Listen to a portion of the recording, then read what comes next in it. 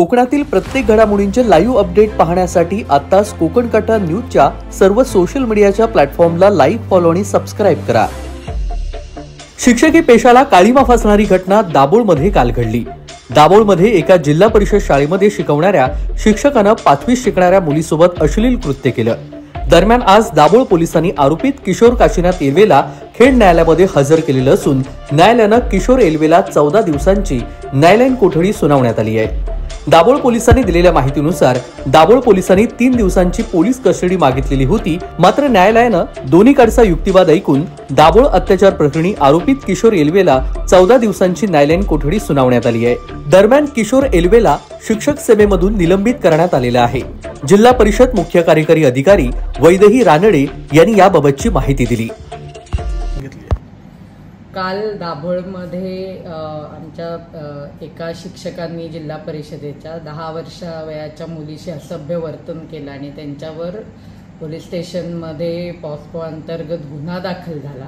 त्याची दखल घेऊन हे अशोभनीय वर्तन करणाऱ्या शिक्षकाचं आम्ही तात्काळ निलंबन केले।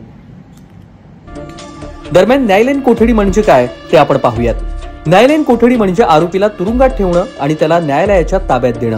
जेव्हा आरोपीला न्यायालयीन कोठडी सुनावली जाते तेव्हा तो पोलीस कोठडीमध्ये नसून तुरुंगात ठेवला जातो। न्यायालयीन कोठडीमध्ये असलेल्या आरोपीला जामीन अर्ज दाखल करण्याचा अधिकार असतो।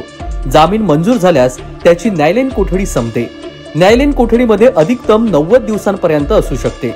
जर गुन्हा गंभीर असेल, जसं की 10 वर्षांपेक्षा जास्त कारावास असलेला किंवा मग इतर सर्व सामान्य गुन्ह्यांसाठी 60 दिवसांपर्यंत न्यायालयीन कोठडी वाढवता येते। किशोर काशीराम येल्वे हा अगरवांगणी बौद्धवाडी तालुका दापोली, वय वर्ष 46, दाभोळ जवळच्या अगरवांगणी या ठिकाणी राहत असून दाभोळ मधील जिल्हा परिषद शाळेत शिकवतो। याबाबत सविस्तर माहिती अशी आहे की ही घटना घडली दाभोळ मधील भंडारवाडा या ठिकाणी। साधारण 4 ते 5 दरम्यान ही घटना काल घडली होती। नेहमीप्रमाणेच अल्पवयीन मुलगी शाळेतून घरी जाण्यासाठी निघालेली असताना शाळेतील शिक्षकानंच या मुलीला विचारलं, तुला न्यायला कोणी आलं का? मुलीनं नाही सांगताच मी तुला घरी सोडतो म्हणून आपल्या बाईकनं किशोर येल्वेनं या 10 वर्षीय मुलीला बाईकनं घेऊन घरी सोडण्यास गेला।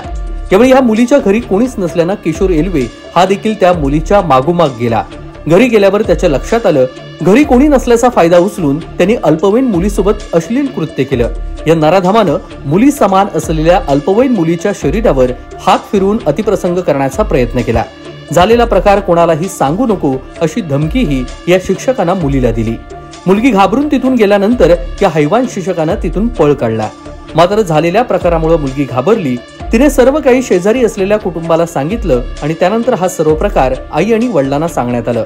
मात्र मिळालेल्या माहितीनुसार या शिक्षकानं दुसऱ्यांदा या मुलीला सोडण्यासाठी आलेला होता अशी माहिती देखील पुढे आली आहे। याआधी देखील या शिक्षकानं या मुलीला सोडण्यासाठी तो घरी आलेला होता। पुढे पीडितेच्या पालकांनी दाभोळ पोलीस स्थानक गाठत शिक्षकाविरोधात तक्रार दाखल केली होती।